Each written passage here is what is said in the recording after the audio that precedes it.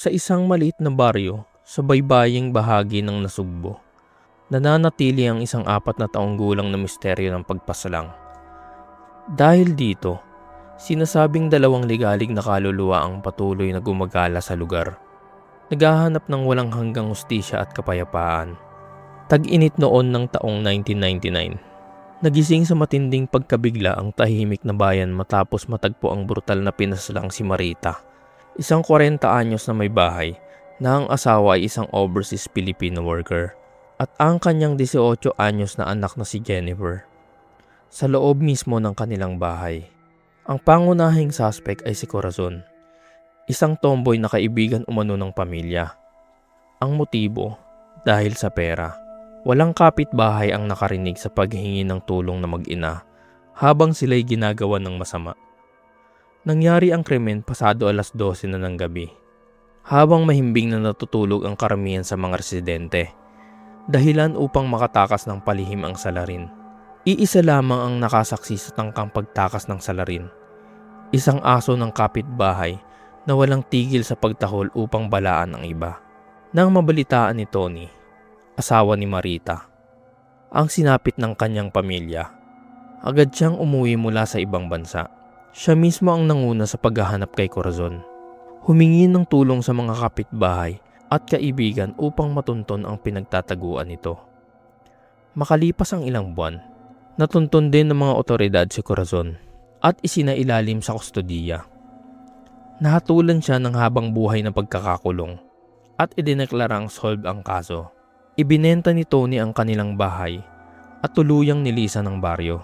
Ngunit sa kasamaang palad, dahil umano sa isang teknikalidad sa kaso, nakalaya rin si Corazon. At hanggang ngayon, malaya pa rin nakakapamuhay si Corazon sa bayan.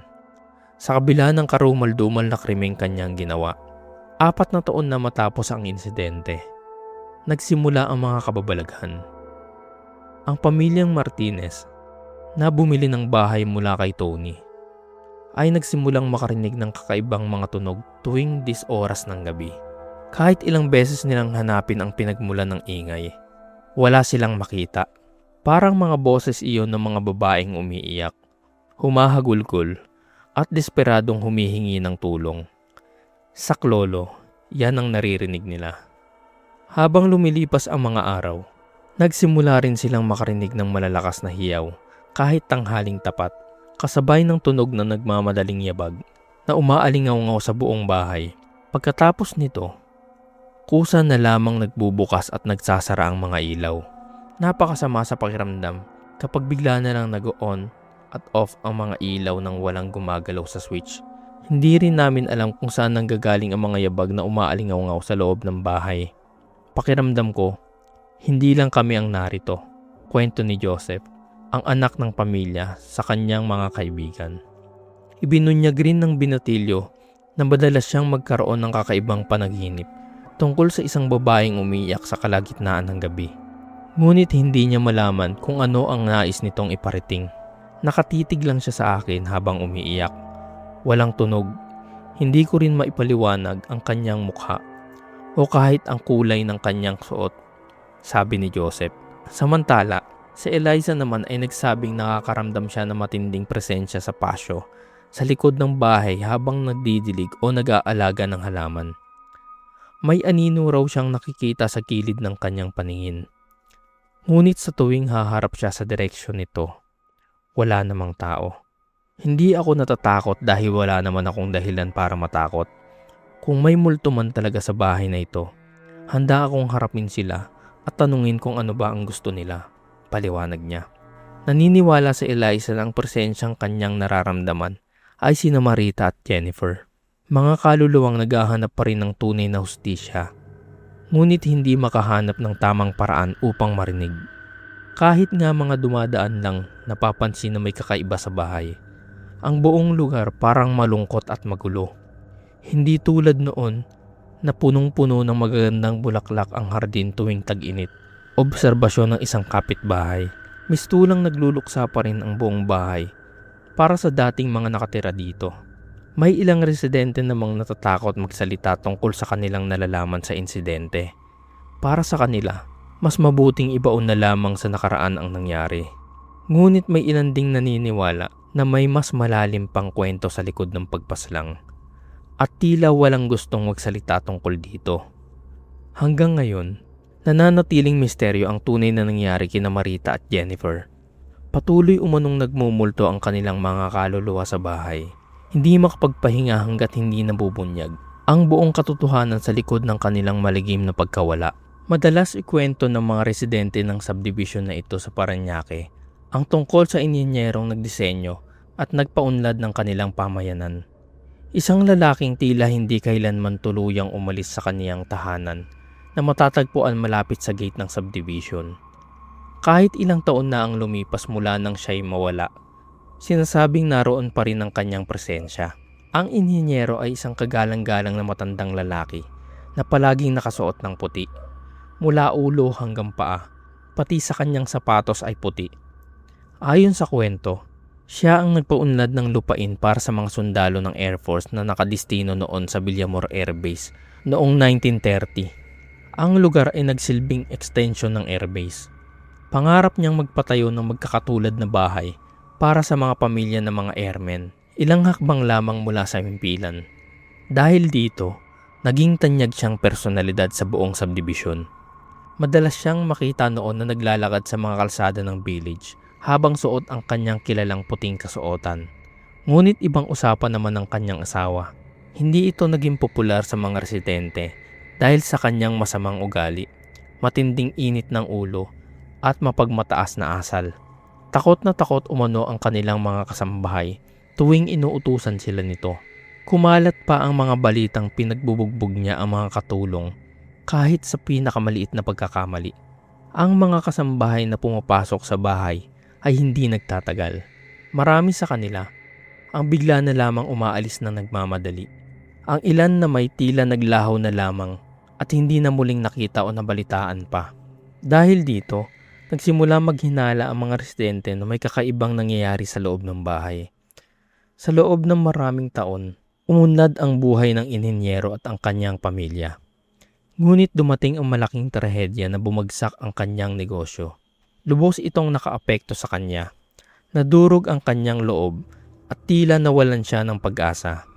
Kalaunan, napilitan silang ibenta ang kanilang tahanan at manirahan na lamang sa isang maliit na silid sa tenement. Dahil sa bigat ng kanyang mga problema, tuluyang naapektuhan ng kanyang katinoan. Isang araw, tumalon siya mula sa pinakamataas na palapag ng gusali at unang tumama ang ulo sa sementadong kalsada. Makalipas ang ilang taon mula sa kanyang pagkawala, maraming residente ang nagsasabi na nakikita nila ang matandang inhinyero sa loob ng village. Nakasuot pa rin umano ito ng puti habang naglalakad sa mga kalye. Wari binabantayan pa rin ang kaniyang mga dating nasasakupan. Hindi nagtagal, naging alamat ang kanyang kwento. Ipinasa-pasa ng bawat henerasyon ang istorya tungkol sa kanyang kamatayan. Sa dahilan ng kanyang pagbagsak at sa kalupitan ng kanyang asawa, siya na ang kinikilalang multo sa subdivision. Madalas daw siyang makita bilang isang pugot na nilalang na nakaputi mula ulo hanggang paa. Nakikita siya ng mga tao sa dati niyang bahay. Kahit mga tricycle driver na nakapwesto sa likod ng bahay ay naguulat na nakita nila ang matandang lalaki. Maging ang mga bagong may-ari ng bahay ay minsang nakakita ng kanyang anyo na nakatayo sa teresa ng dati niyang silid.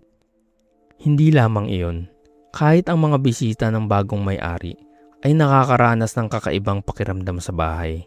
Marami ang nagsasabing hindi sila mapakali, lalo na kapag nasa banyo, dahil pakiramdam nila ay may nagmamasid sa kanila. Karamihan sa kanila ay hirap matulog. May ilan pang nagsasabing nararamdaman nilang may nakatungo o nakadagan sa kanila habang sila'y nakahiga sa kama. Dahil dito, paulit-ulit na lamang na ibebenta ang bahay at napapasa mula sa isang pamilya patungo sa iba. Isang araw, nagpasya ang bagong may-ari na ipaayos ang basement ng bahay. Habang naguhukay ang mga construction worker, nakatagpo sila ng tila isang lumang libingan. Nang hukayin pa nila ito ng mas malalim, tumambad ang ilang mga buto. Mga butong mukhang sa tao. Dahil dito, lalong natakot ang mga residente. Marami ang naniniwalang ang mga butong iyon ay pag-aari ng mga nawawalang kasambahay ng pamilya. Pagkaraan ng ilang taon, tila nasanay na rin ang mga taga-subdivision sa kanilang residenteng multo. Ngunit ayon sa mga kwento, hindi lamang ang espiritu ng inhinyero ang nananahan sa lugar. Sinasabing dahil sa negatibong enerhiyang dala ng kanyang presensya, naakit din sa subdivision ang iba pang masasamang espiritu mula sa karatig lugar.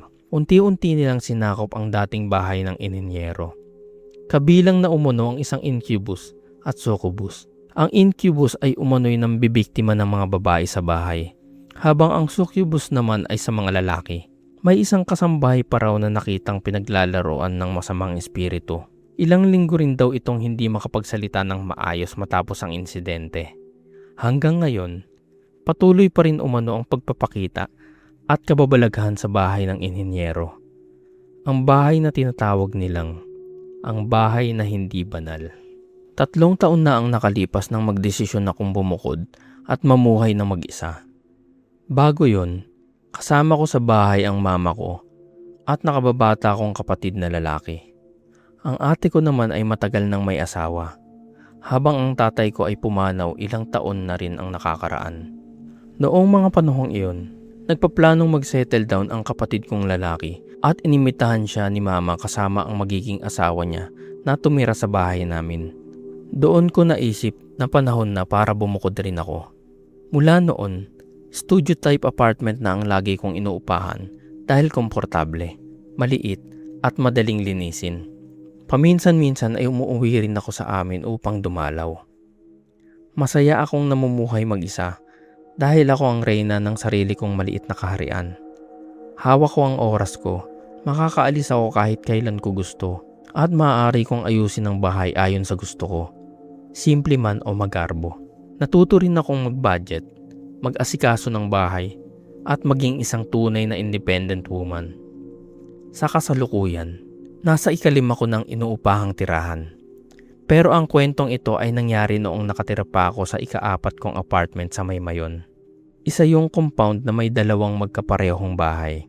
Sa isang bahay, nakatira ang landlady ko kasama ang asawa niya, isang anak na babae at isang anak na lalaki. Ang kabilang bahay naman ang inuupahan ko. Sa unang 3 buwan, may kasama pa akong umuupa, ang stepbrother ng landlady ko. Ngunit kalaunan ay bumalik ito sa probinsya, kaya ako na lamang mag-isa sa bahay. Habang naninirahan ako roon, naging malapit ako sa 10 taong gulang na anak ng landlady ko. Bobby ang tawag ko sa kanya. Hindi niya tunay na pangalan. Napakabait niyang bata. Bata pa lamang siya noon, pero halata nang medyo kikay siya, na lalo lamang nagdagdag sa pagiging charming niya. Lagi siyang pumupunta sa inuupahan ko kapag may pagkakataon, pagkatapos ng klase, pag-uwi ko mula trabaho, o kapag day off ko. Napakadaldal niya at mahilig magtanong. Para siyang batang walang kapagurang magkwento. Siya ang madalas kong kasama tuwing mag-isa ako. Dahil sobrang close na kami, hindi na rin nag-aalala ang mga magulang niya kahit isama ko siya minsan sa opisina. Isang araw, habang naglalaro kami, ikwento niya sa akin na nawawala raw ang ilan sa mga gamit niya. Mga laruan, medyas, pencil case, pabango, at iba pa. Sino kaya ang kumukuha ng mga gamit ko? Tanong niya. Baka naman na-misplace mo lang tapos nakalimutan mo kung saan mo nilagay. Sagot ko sa kanya. Ngunit umiling siya. Hindi ate. May kumukuha talaga. Minsan kakalapag ko lang sa lamesa. Pagbalik ko wala na. Sabi niya. May hinala raw siya kung sino ang kumukuha. Sino? Tanong ko. Diretso niya akong tinitigan bago sumagot. Yung bata, nasa kwarto namin. Napatigil ako. Wala naman akong ibang alam na batang nakatira sa compound. Dahil doon, nagsimula akong mausisa. Isang araw na day off ko, nagkataong nakita ko ang nanay ni Bobby. Hi Ate Sel, may ikinukwento sa akin si Bobby. Nawawala raw mga gamit niya. Nahanap na po ba? Maingat kong tanong. Napabuntong hininga siya. Naku, yang batang yan, lagi ngang nawawala ng gamit. Hindi pa nga niya makita yung pencil case niya. Pagkatapos ay sinabi ko ang sinabi ni Bobby tungkol sa batang kumukuha raw ng kanyang mga gamit. Akala ko tatawanan lang yon ni Ate Sel. Ngunit sa gulat ko, naging seryoso ang mukha niya. At sinabi niyang totoo raw ang sinasabi ng anak niya. Pagkatapos ay kwinento niya ang lahat. Matagal na raw bago pa mabili ng mga magulang niya ang lupang kinatatayuan ng compound. May malaking bahay raw doon. Ayon sa mga kapitbahay, isang mag-asawa at nag-iisa nilang anak ang nakatira roon. Busy raw sa negosyo ang mag-asawa kaya halos wala silang oras sa bata. Isang babysitter lamang ang nag-aalaga rito at umaalis kada gabi pag uwi ng mga magulang. Ngunit hindi lamang kapabayaan ang dinaranas ng bata. Ayon daw sa kasambahay, madalas siyang ikinukulong ng kanyang ina sa atik kapag naiingayan sa iyak ng bata. Isang hating gabi, nakita raw ng mga kapitbahay ang mag-asawa na palihim na umaalis gamit ang kanilang sasakyan habang may dalang mga maleta. Ngunit wala ang kanilang anak at hindi na muling nakita pa ang mag-asawa. Makalipas ang isang linggo, napansin ng mga tao ang mabahong amoy mula sa bahay, kaya pinasok iyon ng mga barangay tanod. At ang kanilang natagpuan, ang walang buhay na bata. Nasa atik ito at nagsisimula ng mabulok.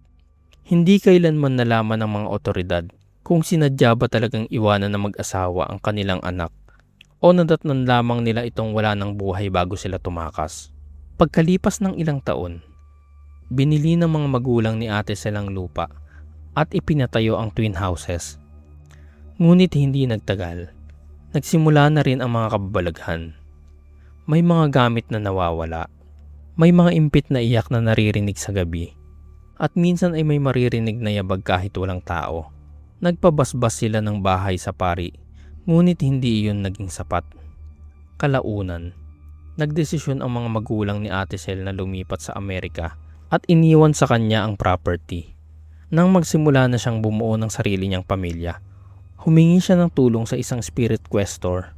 Doon niya unang nakita mismo ang batang multo na naninirahan sa bahay nila. Ayon kay Ate Sel, bigla raw nagpakita ang bata sa gitna ng session. Isa raw itong cute at matabang batang lalaki, kaedad halos ng anak niyang si Bobby. Tinanong nila ito kung bakit nito kinukuha ang mga gamit ni Bobby. At ang sagot ng bata, gusto lang daw niyang magkaroon ng kalaro. Palagi raw kasi siyang nag-iisa. Sinabi rin nitong hinihintay pa rin niya ang pagbabalik ng kanyang mama at papa. Kahit matapos ang session, nanatili pa rin ang bata sa bahay. Hindi naman siya masamang espiritu, sabi ni Ate Sel. Malungkot lang talaga siguro siya. At hanggang ngayon, sa pagkakaalam ko, naroon pa rin siya. Naghihintay na balikan siya ng kanyang mga magulang. Kung mahilig ka sa mga kwentong hindi ka patutulugin sa gabi, mga totoong karanasan, kababalaghan at misteryong bumabalot sa dilim, welcome sa Baryo Kilabot. Bago tayo magpatuloy, siguraduhin mong nakasubscribe ka na at napindot mo na ang notification bell para lagi kang updated sa mga bagong kwentong katatakutan mula sa iba't ibang sulok ng Pilipinas. At kung may sarili kang karanasang nakakatindig balahibo, mga multo, aswang, engkanto, o hindi maipaliwanag na pangyayari, i-comment mo lang sa baba. Baka ang susunod na tampok na kwento ay ang sayo na. Patayin mo na ang ilaw, humiga ng komportable, at sabayan mo kami rito sa Baryo Kilabot. Napakanipis lamang ng linyang naghihiwalay sa mundo ng mga buhay at ng mga espiritu. Maraming naniniwala na sa panahon ngayon ng teknolohiya at modernong sensya, imposibleng umiiral pa rin ang mga multo. Pero para sa akin, kasama natin silang nabubuhay. Nakikita ko sila.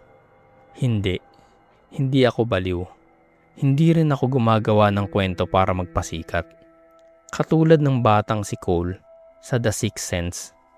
Hindi ko rin alam kung bakit ko sila nakikita.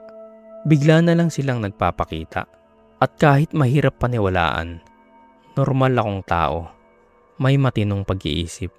8 taong gulang ako nang maranasan ko ang unang paranormal na karanasan ko. Nakita ko ang yumao kong tiyahin. Nakarga ang baby kong kapatid habang nakahiga ito sa kama. Hindi ko yun sinabi kahit kanino. Sino ba naman ang maniniwala sa isang 8 taong gulang? Bukod pa ron, sabi rin namang matatanda, normal lang daw na magpakita ang mga yumao sa kanilang mga mahal sa buhay.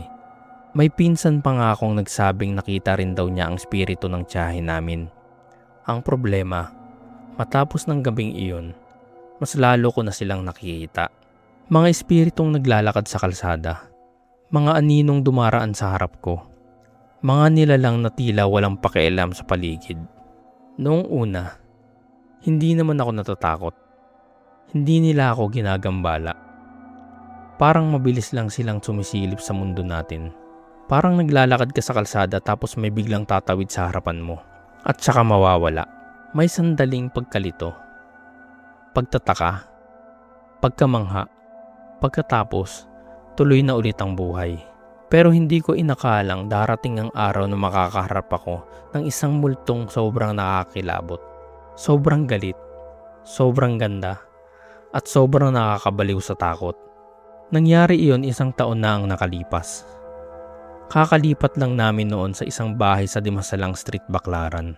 Maganda ang bahay, bagong gawa. Sa totoo lang, hindi ko inaasahang may makikita akong gremlins doon. Iyon ang tawag ng mga kaibigan ko sa mga espiritong nakikita ko. Dahil bagong tayong bahay iyon, 1 buwan pa lang itong bakante bago kami lumipat. Mukha itong normal na bahay.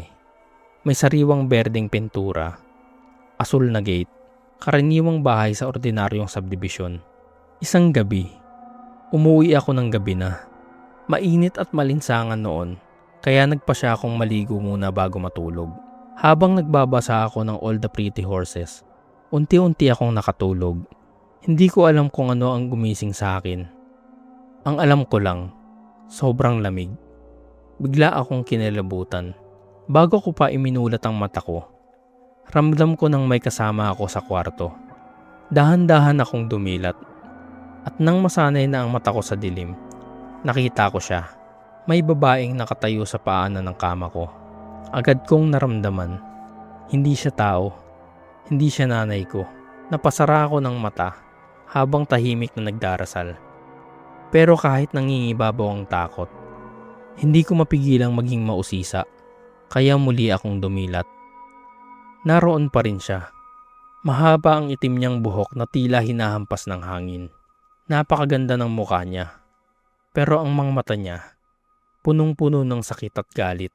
Gusto kong sumigaw, pero parang nawalan ako ng lakas. Parang naging tubig ang mga braso at binti ko. Pakiramdam ko may bumubutas sa likod ng ulo ko habang pilit lumalabas ang kaluluwa ko sa katawan ko. Doon ko unang naranasan ang tunay na hubad na takot. Habang nangyayari yon, nakatitig lang siya sa akin. Ang mga mata niyang tila nagliliyab ay parang sinusunog ang buong pagkatao ko. At pagkatapos, bigla siyang nawala. Nawala rin ang pakiramdam na parang may bumubutas sa ulo ko. Parang bumalik ang kaluluwa ko sa katawan ko. Hindi na ako nakatulog muli ng gabing yun. Nagtago lang ako sa ilalim ng kumot habang hinihintay ang pagsikat ng araw. Kinabukasan, ikwento ko yun kay mama. Hindi ko inaasahang maniniwala siya. Pero nagulat ako nang sabihin niya. Nakita ko rin siya. Mula noon, paulit-ulit na siya nagpapakita. Minsan, dumaraan lang. Minsan, sumisilip. Parang naging isa na siyang kasama sa bahay. Parang boarder na hindi nagbabayad ng renta. Hindi na rin siya tumitigil para titigan ako gaya ng una. Dumaraan na lang siya. At habang tumatagal, nasanay na rin ako sa kanya. Kahit minsan, nakikita ko siyang dumaraan sa dingding ng banyo habang naliligo ako. Ang tahimik at lumang baryo ng Camiguin, kung saan nagmula ang dati naming kasambahay, ay katulad lamang ng ibang pamayanan sa kabundukan ng Cebu. Malaya ito sa maruming hangin ng syudad at sa nakabibinging ingay ng urbanong buhay. Isang perpektong lugar sana upang magpahinga at mamuhay ng payapa. Ngunit pagsapit ng dilim, nagbabago ang katahimikan ng baryo. Napupuno ito ng nakapanlumong daing at nakakatindig balahibong iyak na tila nagmumula sa kabilang mundo. Ayon sa aming kasambahay na si Laila, ang mga daing at iyak na iyon ay mula sa multo ng kanilang kapitbahay. Isang babaeng brutal na pinaslang ng kanyang asawa na tuluyan ng nabaliw. Si Clarita ay isang mapagmahal na asawa kay Reynaldo at masipag na ina sa kanilang 3 anak na sina Arlene, Buboy at Carlita. Nakatira sila sa dulong bahagi ng Camiguin, malapit sa bahay ng albularyo sa baryo na tiyuhin ni Laila at katabi lamang ng kanilang bahay. Si Naldo ay isang pahinante sa pantalan ng Cebu. Malaki ang pangangatawan nito at kilala sa lakas at tibay. Kaya niyang magbuhat ng 2 sako ng bigas sa magkabilang balikat ng sabay bilang haligi ng tahanan. Araw-araw siyang nagtatrabaho sa pantalan upang buhayin ang kanyang pamilya. Samantala, si Clarita naman ay gumagawa ng kakanin at barbecue na ipinagbibili nila Arlene at Buboy tuwing hapon upang madagdagan ang kanilang kita. Mahirap ang kanilang buhay, ngunit hindi sila nagrereklamo. Sapat na sa kanila ang simpleng pamumuhay hanggang sa dumating ang trahedya. Isang araw, habang nagbubuhat si Naldo ng sako ng bigas mula sa bodega papunta sa barkong patungong Maynila, may narinig siyang sigaw. Paglingon niya, malakas siyang tinamaan sa ulo ng bakal na kahawit na nakakabit sa rigging ng barko. Nabiyak ang kanyang bungo sa lakas ng tama. Marami sa nakasaksi ang naniniwalang patay na siya noon din. Duguan at walang malay. Dali-dali siyang isinugod ng kapwa niya pahinante sa pinakamalapit na ospital. Ngunit wala masyadong magawa ang ospital kundi pigilan ang pagdurugo. Malubha ang pinsala sa kanyang utak, kaya agad siyang inilipat sa isang general hospital sa Cebu City para operahan. Sa hindi maipaliwanag na himala, nakaligtas si Naldo. Pagkatapos ng ilang linggo, nakauwi rin siya sa kanilang bahay na tila maayos na muli, maliban sa malaking benda sa kanyang ulo. Ngunit hindi pala talaga siya gumaling. Sobrang pinsalang tinamo ng kanyang utak, kaya nagsimula siyang makaranas ng matitinding sakit ng ulo at pagkawala ng alaala. May mga pagkakataong hindi niya nakikilala ang sarili niyang asawa at mga anak. Madalas din siyang makakita ng kung ano-anong delusyon. Sumisigaw siya na may mga demonyong humahabol sa kanya at naniniwalang lahat ng tao sa paligid niya ay nais siyang patayin. Bagamat hindi pa siya nakakasakit noon, lalong lumalala at nagiging marahas ang kanyang mga pagwawala. Ipakumpine mo na siya sa ospital, Clarita. Baka hindi mo na makontrol kapag naging bayolente at kayo na mismong mag-iina ang saktan, payo ng mga kapitbahay. Unti-unti nang natakot ang mga tao kay Naldo. Nangangamba silang tuluyan itong mabaliw at manakit ng kahit sino. Ngunit walang pera si Clarita upang ipa-ospital siya sa mental institution. Mula na maaksidente si Naldo, siya na ang bumuhay sa pamilya. Namasukan siyang labandera sa baryo at nagtitinda rin ng ulam tuwing tanghali. Ngunit halos hindi pa rin sila magkasya sa araw-araw. Habang lumilipas ang mga linggo, lalo pang nagiging marahas si Naldo. Minsan, tinangka niyang saktan si Arlene gamit ang kutsilyo sa kusina dahil akala niya ay nilalason siya nito. Mabuti na lamang at nakatakbo agad ng bata papunta sa bahay nila Laila. Mula noon, hindi na ito muling nagsilbi ng pagkain sa kanyang ama. Sa isa namang pagkakataon, itinulak niya si Buboy pababa ng hagdan dahil iniisip niyang papatayin siya ng sarili niyang anak. Kalaunan, si Clarita na lamang ang may lakas ng loob na lumapit kay Naldo. Lahat ay umiiwas na sa kanya. Isang araw, nilagnat ng matindi si Naldo. 3 araw at 3 gabi itong nanginig at nagdedeliryo. Habang inaalagaan ni Clarita na halos hindi na makatulog. Hindi siya makatulog hindi lamang dahil siya na lamang ang naiwan sa bahay. Pinadala niya ang mga bata kina Laila dahil sa takot, kundi dahil ramdam niyang tuluyan nang nawala sa katinoan ng kanyang asawa. Naniniwala siyang kapag nagpabaya siya kahit saglit, maaari siyang patayin ito. Ngunit matapos ang 3 araw na walang pahinga, tuluyan nang bumigay ang katawan niya. Napapikit siya sandali nang biglang umilingaw ang nakakabinging sigaw ni Naldo. Hayop ka, kampo ni Satanas. Papatayin kita. Napabalikwat si Clarita. Pagmulat niya, pumubulusok na papunta sa kanya ang matalim na kutsilyong panghiwa ng karne. Nagawa niyang harangin ang unang saksak, ngunit nahiwa ng malalim ang kanyang braso. Habang dumudugo, paulit-ulit siyang nagmamakaawa. Paulit-ulit siyang sumisigaw habang iniiwasan ng mga saksak ng asawa.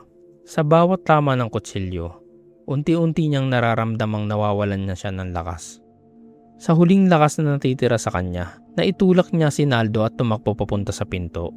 Ngunit bago siya makababa ng hagdan, hinila ni Naldo ang kanyang buhok at ibinagsak siya sa sahig.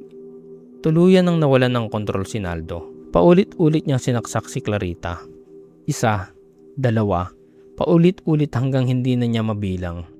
Sa bawat saksak, unti-unting nawawala ang buhay ni Clarita. May biglang sumugod at tumulak kay Naldo. Si Renato iyon, tiyuhin ni Clarita, na nakarinig sa kanyang mga sigaw. Ngunit doble ang lakas ni Naldo at lubusan na itong nababaliw. Habang nag-aagawan sila, pilit na gumapang si Clarita pababa ng hagdan upang humingi ng tulong. Lumabas siya sa kalsada habang nagiiwan ng bakas ng dugo. Ngunit walang kapitbahay ang lumabas upang tulungan siya. Takot silang lahat. Nakarating siya sa sari-sari store sa tapat ng kanilang bahay at kumatok sa bintana. "Tulungan niyo ako, mga kapitbahay. Parang awa niyo na." Ngunit walang nagbukas. Patuloy siyang gumapang patungo sa bahay ng albularyo habang nagiiwan ng mahabang bakas ng dugo sa daan.